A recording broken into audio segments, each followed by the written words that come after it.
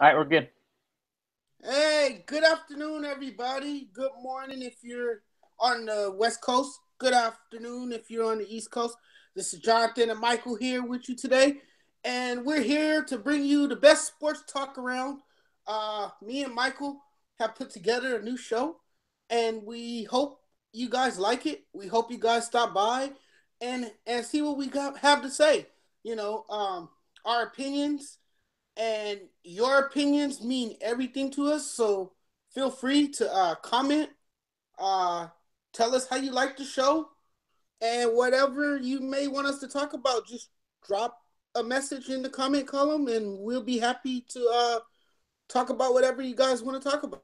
How's Yeah, the today, cool thing Michael? about this, it's going good, but the cool thing about this is that right now everybody's kind of seeing an early version and kind of our pilot episodes as we work things out. But the cool thing is, once we start doing this very soon, we'll have a way for you to actually jump in interactive and be on video or chat with us live, but you can also jump on and ask questions, and we can bring you in if you want to, if you want to talk, because that's something we want to do.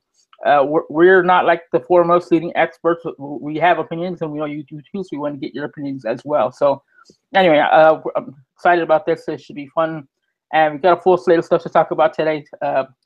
A lot of sports news going on, and one topic that won't stop dying or won't go away is this whole Trump and LeVar Ball thing. It's back again. Yes, Michael, it's back again, and it's peeving. It's very peeving. It's getting annoying. It's over the top. It's a draining circus, my friend. It's just lingering feuds going on forever and ever and ever, and you just wonder when the hell it's gonna stop. But Let me show you the latest tweets real quick. And this is Trump's tweets who said it wasn't the White House, it wasn't the State Department, it wasn't Father LeVar, so-called people on the ground in China that got his son out of a long-term prison. It was me. Too bad. LeVar's the poor man's version of Don King, but without the hair. Just saying.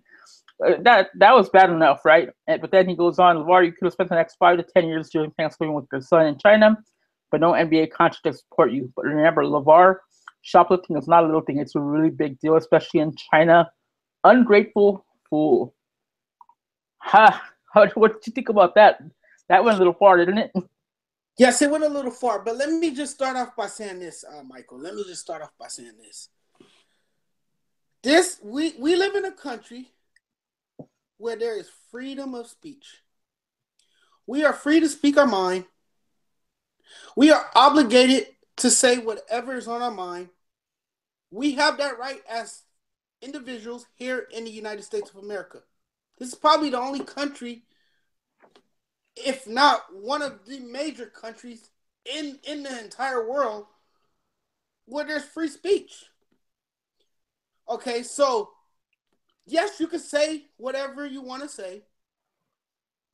You can feud back and forth. You can throw your temper tantrums on social media, but just realize that there will be consequences. There's consequences to everything we do. Now, that don't mean there's only negative consequences. There's also positive consequences. Like, for instance, you can take a job today or tomorrow. Maybe that was the best move you ever made in your life. That's a positive consequence. You know what I'm saying? If you make one bad move by saying the wrong thing that offends people, that's very troubling to people and very disturbing, then yes, you're gonna face bad consequences and you might be fired or fined or suspended or whatever may happen to you. Am I correct or wrong? No, you're correct. I mean, you can say what you want, but obviously, what you say comes with a set of consequences, and that's the truth of everybody. Exactly. And it could take 20 years. I know you heard this saying before. It could take 20 years to build a reputation, seconds to lose it. Oh yeah. Okay. But the point I'm trying to make here is that Trump is the president of the United States. As much as I find that hard to say, because I'm not a Trump supporter, and I'm gonna be blunt. I'm gonna put it out there. I'm not a Trump supporter. But for the guy that's supposed to be in charge of our country, that's representing patriotism, and he's behaving like a clown, like an absolute jerk. It's a shameful act on his part to continue to drill on a topic that's over with, that's done and over with. But by you dwelling on the topic, you're just making matters worse. You're not fixing the issue. You're not resolving the issue by feeding into ignorance by another guy. And that's just a problem right there, Michael. Yep. These two have bloated egos, for one. Number two, they're just alike. So that's why they're clashing heads right now. Because they're just alike in so many ways. They're blinded by ignorance. You know, they're they like to talk. They like to take to social media and express how they feel, but at the same time use it as a weapon of words. On top of that, they both like attention. They're both attention seekers. Both of them, LeVar Ball and LeBron. Donald Trump. Donald Trump. Both of them are attention seekers, and they're doing whatever they can to get our attention. And it's really silly. It is really silly. It's over the top. It's too much. It's too much. And Donald Trump should be ashamed of himself. It's very childish of him. It's very petty, and it's unpresidential. Yeah, the thing is that I don't want to get too much to talk to politics here because this is a sports show, but when things like this happen, it's like a crossroads of politics and sports, and it seems like Trump has had this repeating pattern of always going after these sports personalities and athletes and things like that, and it's one of those things where it's like, let it die already, you know, it happened.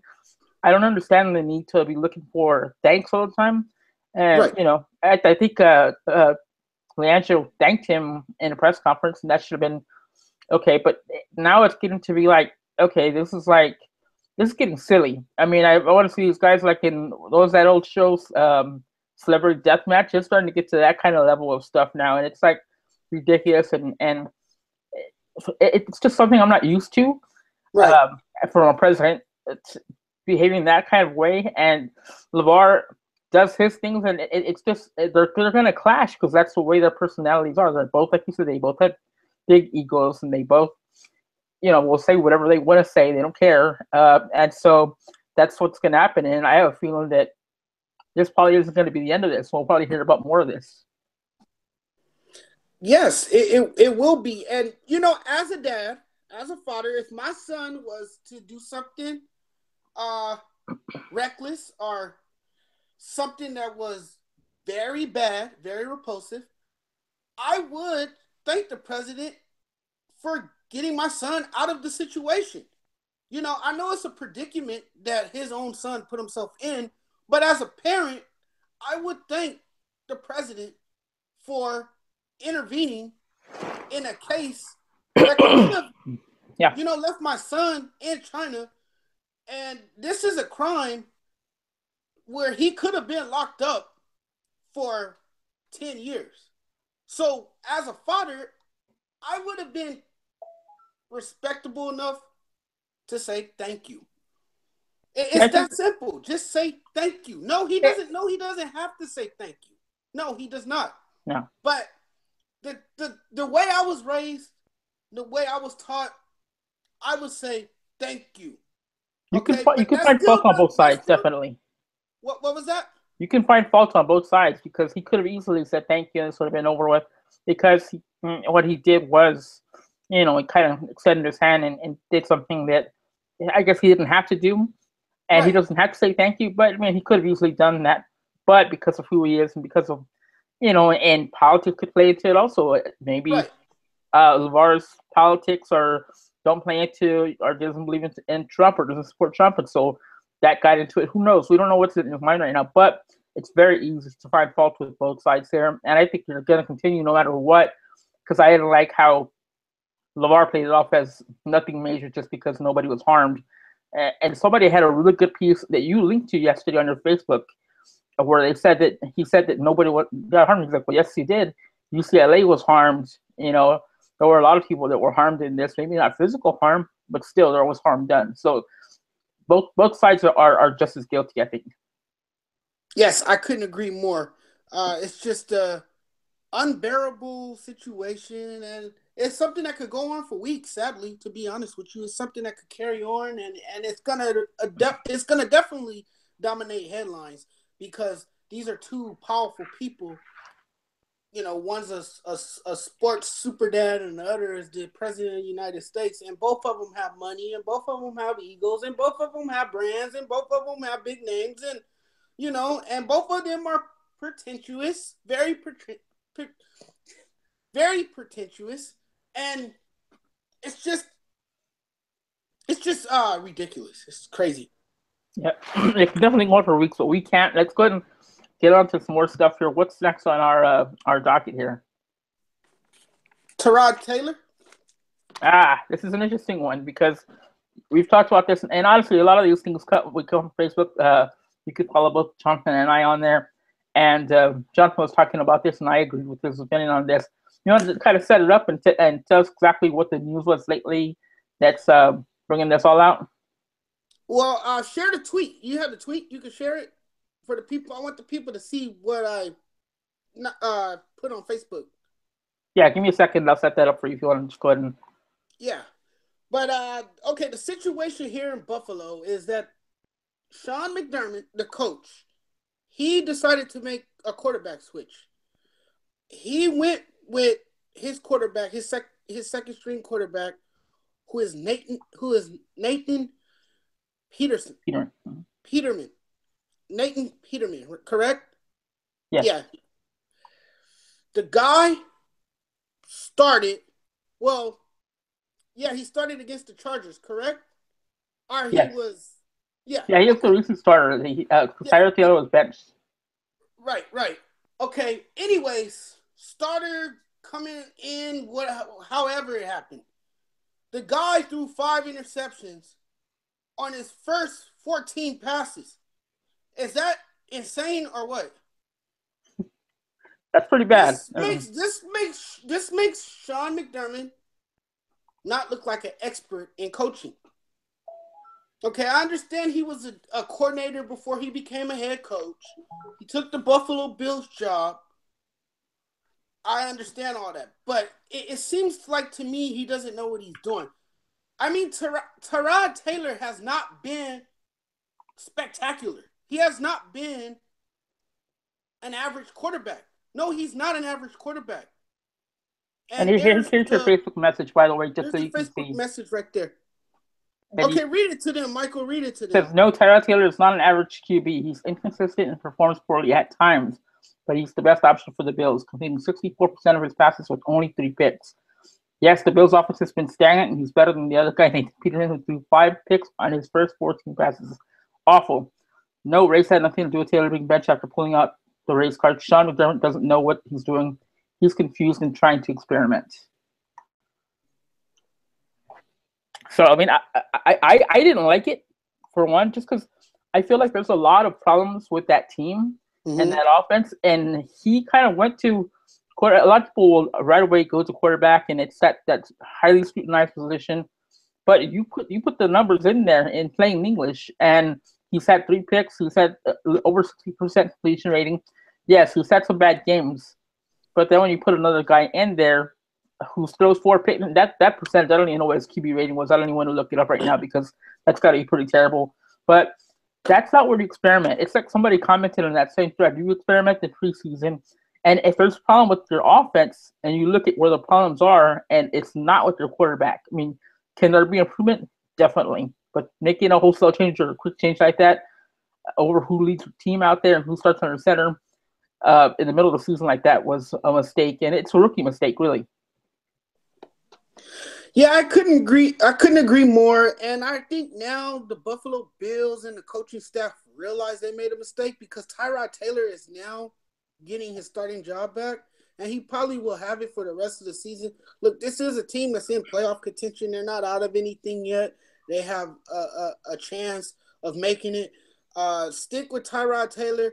I mean, this is a guy, you just read my tweet. This is a guy that completed 64% of his passes, and he only has 3 interceptions. I mean, I was puzzled by the fact that he even got benched. I didn't understand it. I know it's not a racial thing. It has nothing to do with that. Like I said, I think Sean McDermott was just looking for a change. He was just looking for another option, tried to experiment with it, and it just didn't work out. It didn't go as planned. So now he has no choice but to switch back to his number one option, who he should have stayed with, and that's Tyrod Taylor. Definitely. Couldn't agree more. I know we're running a little low on time, so let's kind of go, I guess, a little quick fire on that. One thing that came out seems to be big lately is Dez Bryant. And I saw it on Chris Carter's show earlier, and it's been written everywhere. Is he still a premier or an elite wide receiver? I'm sorry, I've got the Homer gloves on or whatever. I got the Homer glasses on. I'm a Dallas Cowboys fan. I'll say that right away. Dez Bryant, when you look at the numbers, he scored 4 touchdowns this year, and that's in 11 games. The numbers don't look great, but I think if you talk to defenses and defensive coordinators, they're still going to say he's going to be a target. He's going to be a guy that we're going to make sure we have our top quarterback on. He's going to be going to keep under wraps. The other thing is the offense has struggled this year. The offensive line has had some holes and some weaknesses, and as we saw against Philadelphia, and we saw the week before that, they just did not look good. Dak has not been getting the time in the pocket to get to his receivers. I think Dez is definitely slowed down a bit, and he's steps lower, and he's on his decline. He's no longer in his prime. Is he still an elite wide receiver? I'm not sure where he's at, but I think that if you talk to, like I said, defenders, defensive backs in this league, they still have him pretty high up that list. No, he is not an elite receiver, but he is a good receiver. He's very good. He's good. You know, the guy can run his routes. You know, he can catch the football, and he could, you know, he has nifty footwork. The guy's an incredible player. I often compared him to Michael Irvin. Now, I know you know Michael Irvin really well from the 90s as well as myself because I was growing up in the 90s. And Michael Irvin was a player that I idolized and a player that I watched growing up a lot. There's a lot of similarities in Dez Bryant and Michael Irvin's game. There really is. You know, but when you have an offensive line that's not as sturdy to protect Dak Prescott, you're not going to get that many receptions. Am I right or wrong? No, you're absolutely right. I mean, look at how many times he's been sacked the last 2 weeks alone, and that'll tell you he's being pressured in the pocket. He's getting pressured. He has no time to evade the pocket. He's not going to be able to deliver downfield throws or get Dez Bryant involved in the game if the offensive line is not holding him, if the offensive line is not his shield to protect him from a pass rush or a dynamic defense that's coming at him hard. You know, to me, overall, the Cowboys' offense has looked stagnant. They're being inconsistent week in and week out. They either play well or they don't play well. They underperform or they perform. They collapse or they don't collapse. It's just like, what are they gonna do? I can't figure out this team. It's enigma to me. I tried to figure out the Dallas Cowboys. I can never quite figure it out. I know you're a Cowboys fan. I know how you feel. I know how you feel. Believe me. I can't figure this team out, Michael. I really can't. It's inconsistent week to week. They really need Tyron Smith back this week. Hopefully, they get him back for the Thanksgiving game tomorrow, because they've got a full slate of games still ahead of them. Some tough ones. I can't figure it out either. They've got some talent there, but they also did a bad job of letting some talent, especially in their secondary, go, and some other players go, and took a lot of gambles on younger players that hasn't panned out. Players like Tucker Charleston, who they drafted, has not played like a first rounder. But, we won't go too much into that. But, yeah, I mean, Dallas Cowboys have been very inconsistent, and it's been very hard to see where they were last year and to see where they are this year. And it's just very different. And there were a lot of changes that were made. And I think it's gonna continue to hurt them this year. And they're pretty much almost out of playoff contention now that with that last loss. So it's tough to be a Cowboys fan again. But hey, let's go on real quick and talk about OKC and the Warriors tonight, because that should be that's a pretty good game tonight on national TV. But Kevin Durant may not play apparently. Yeah, Kevin Durant may not play, but he was seen in shoot around this morning, and he was trying to test the foot out, trying to see if he could give it a go. I'm not sure. I don't know if he's questionable. I don't know what's going on with him. I would think he would want to play because this is a big game. I mean, players will tell you that it's just another game on the schedule, but this is a big game. He is coming back into a hostile environment, a place where he used to play, a place where fans have turned on him. They call him a traitor, a sellout, a cupcake. They even called him a snake. I mean, this is a place where he is the enemy now. He's public number one enemy now. Number one, of all enemies. So I think this is where he will want to show up tonight and have a big game. I think he wants to play. I think he wants to give it a go and show everybody what he's made of against his former team and silence the crowd, and make them boo and do all other kind of things. I don't know, I know that more than anything, I'm not watching what Kevin Durant does because he pretty much validated himself, even though he left and joined another team that beat him the year before. He validated his greatness by winning a championship and basically leading that team.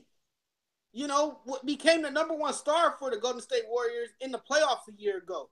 So he's proven himself. If anybody needs to prove something, it's two of those Thunder players and Paul George and Carmelo Anthony.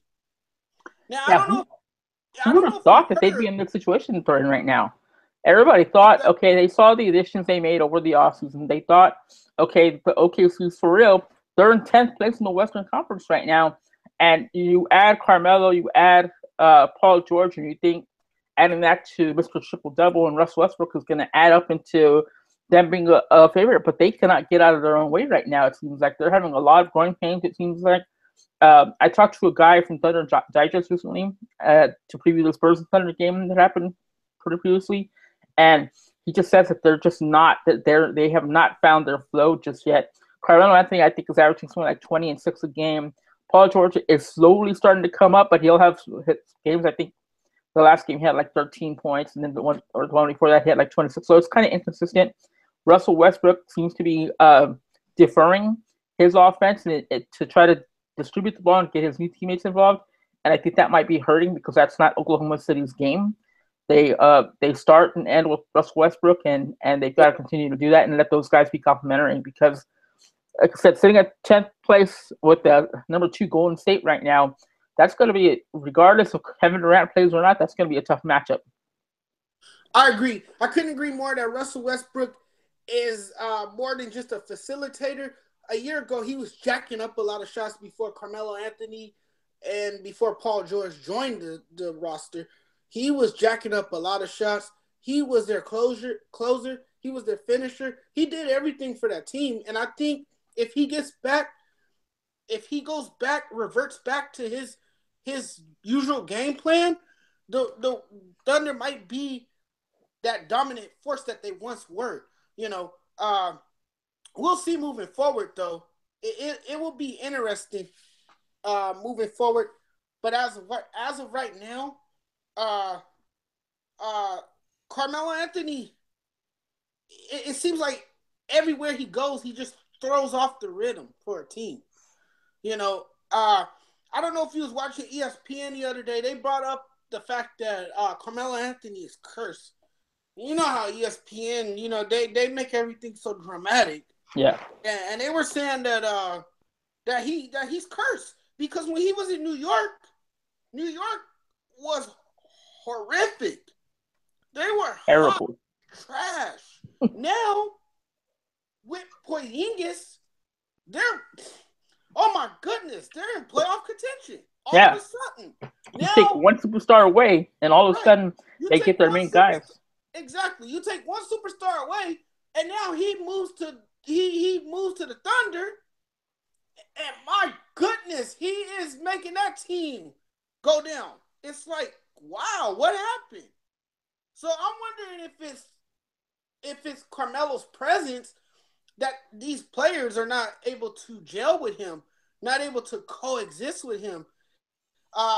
Maybe there's a problem with him on the floor because they're not able to space the floor. Or get out in transition because he slows down the tempo of the game because of his wanting to be a shooter all the time. And the fact that he doesn't play defense, that's another issue with Carmelo Anthony. Carmelo Anthony has never played defense anywhere he's been. He was in Denver, he didn't play defense. He was in New York, he didn't play defense. Now he's in Thunder. Now he's on the Thunder and he doesn't play defense. So a lot of that comes into play when you talk about the Thunder. And the Thunder, to me, they were better off without this guy. Now, Paul George, that's a different story. Okay, Paul George, yes, he's another star, too, that like to take a lot of shots, but he had no choice when he was with the Pacers, and he was not happy there. He wanted out. And so he got his wish, and now he's playing with two superstars. But I think just Paul George by himself would have been enough. Paul George and Russell Westbrook. That would have been enough. I think you just threw off the damn team's chemistry by adding Carmelo Anthony to the roster. That's what I think the problem is. You know, that worried me when they talked about Houston getting him because I was like, that's not going to work because you've got two guys in Chris Paul and James Harden, and then adding in Carmelo, who is a ball dominator and who likes to just work that ball, and he likes to have it for a lot of time. And I didn't think that was going to work there. I don't think it's working here either. And having him play at the four when they do is adding a lot of pressure on Steven Adams because Carmelo Anthony's not a big rebounder. He's definitely not a rim protector. So that's putting even more pressure on Steven Adams. And so really Carmelo is just there for points, but they've already got two capable scorers in Russ and in Paul George. And Paul George went off recently for 42 points, 37 points in the next game. He's capable of putting up big numbers when he needs to. And we know that Russell Westbrook is walking triple-double. So it's almost like one of those things where, they did a little too much maybe. And it's still early in the season. There's still a lot to go. But I feel like Carmelo Anthony is the type of player that has to be on a team where he's the one guy. But the problem is you're not going to win that way. Just look at Denver. He was the one guy and he did well there, but what did he do there? And so it's something that remains to be seen. And it's definitely interesting because a lot of people were very high on them as soon as that happened. I wasn't sold. I was never sold on that and continue to not be sold on it because they're sitting in 10th place right now, not even in playoff contention. Obviously, still a long way away from March and April, but, we'll see where they go from here. Well, the problem, too, man, is that everybody over there wants to play hero ball, and you can't do that. You have to play as a team, and that's what they're not doing. It's like one night, it's Russell Westbrook's show. The next night is Paul George's show. The following night is Carmelo Anthony's show. You have to play smart basketball and team basketball, and then they're not spacing the floor. That's another issue I have with the Thunder when I watch the Thunder game. They're not spacing the floor. They're not getting out in transition. They're not playing defense. Then you have some nice players just standing around. It's all of this is playing a huge role in their struggles right now. Yeah, definitely. I definitely agree. And so I think they're going to come in with the cards stacked against them tonight. I've got the Warriors winning that game. What's your pick? Yeah, I got the Warriors dominating that game. All right, I know we got to get you off to work, but I know you want to talk about one thing. Let's talk about that real quick before we go, and that's Kyrie Irving. And you've been impressed with him so far this season. Yes, I'm very impressed with Kyrie Irving. To me, right now, he's the best basketball player in the NBA. There's nobody that's topping him right now. He's gotten better since he left Cleveland. I think playing in the shadows of LeBron, that took a lot out of him. He wasn't able to be his own player. Now that he's able to be his own superstar in another city with Boston, he's dominating. He's winning. at will. And he's doing this without Gordon Hayward, whose ankle turned the wrong way on opening night, which was very devastating and just a gruesome injury.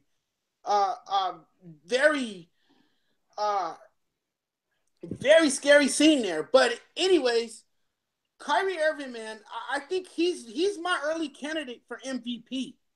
The way he's playing today is just exceptional. And he's doing this with a rookie, Jason Tatum, and he's doing this with the up-and-coming, all of a sudden emerging star in Jaylen Brown. So it's very impressive what we're seeing in Boston. And Boston, by the way, have a chance to win 17 straight games tonight. That is unreal. Wow. That's unbelievable. That's impressive. I think Boston will come out of the East. I don't want Cleveland fans getting mad at me, getting pissed off at me, because this is my prediction, and I'm staying with it. If you don't like it, too bad, because this is the way it's going to be. There's nobody beating Boston in the East. Boston, the way they're playing right now, and the way Kyrie Irving has this team playing, and let's not forget about the underrated name in Brad Stevens, who's done a terrific job since he left college coaching that team. This team is an all-around team with Kyrie Irving, and there's nobody going to stop them in the East. They're just too good. They're hungry. They play with a lot of tenacity. They come out with a lot of energy, a lot of fire. And Kyrie Irving, oh my goodness, his ball handling is just remarkable. He has the best ball handling in the NBA. He could get to the basket. He's not afraid to take it to the basket. He could draw fouls. He could shoot the outside jumper. He's an all-around credible player. Then he has quick hands as well. And he could strip the ball and get out in transition and finish under the rim. He's just a complete athlete. And this Boston team is really going to take off. Hey, I agree with you because, and look, the stats stuff he's out there are going to come on and say the thing about his numbers not popping off the page. Who cares? That doesn't really matter. And you can't argue with results. They lost their first 2 games of the season. They have not lost since then. That's ridiculous. Nobody has that kind of record right now. They're 16-2, atop the Eastern Conference by a good margin right now. Only Toronto's the closest a few games back. And what he's done there as far as leadership, and I think this was one thing, a lot of people talked about the whole beef between LeBron and talked about, him not wanting to play in the show. But the difference is that I'm seeing is that now that Kyrie's able to be a leader, whereas LeBron was the clear-cut leader in Cleveland, now Kyrie's able to take over as a leader, a vocal leader, on the court leader. And I think that's something that he was hungry for. He wanted to lead a team, and he's done that. And who could have predicted this? They lose Gordon Hayward, gruesome injury on the first game. This is the guy that was expected to really, give them a much better chance. And they dealt with, when you looked at the roster after that, it was like, okay, well, they've got Al Horford, they've got, some young guys, Brown and Tatum. It's going to be rough. It hasn't been. They've done really well. And they continue to do well. And even though Marcus Smart has struggled, Kyrie Irving was able to keep them afloat and able to put people in the right place to succeed. And they're looking good. And, if they win tonight, it's just looking – I don't know how you can argue with 16-2 and what he's done with this team. And if you really want to look into numbers, he's got a player efficiency rating of 25, which is higher than his career average. And so that should tell you something about what he's been doing this year. And it's time to take a look at Kyrie Irving because what he's doing is very important. He's the piece that's pushing that entire train right now in Boston. I couldn't agree more. Oh, and by the way, I know this is kind of off topic, but here's an interesting fun fact for you. Lonzo Ball and Marcus Smart are in the same category shooting-wise right now. They're 2 of the worst shooters in the NBA. I dropped Marcus Smart off my fantasy team this week. I couldn't do with it anymore. So yeah, that's But anyway, that's what we have to talk about today. Went a little bit longer, but we had a lot of stuff to get out. And plus, we've got holiday coming up tomorrow. So happy Thanksgiving to everybody. And I know everybody's going to be stuffed with the turkey and everything else for the rest of the week. So we thought we'd get a bunch out right now before we come back again next week. Yes, no show tomorrow. Be sure to tune in next week. Happy Thanksgiving to you all and your families, and we hope you have a blessed and safe holiday. All right, see you next time.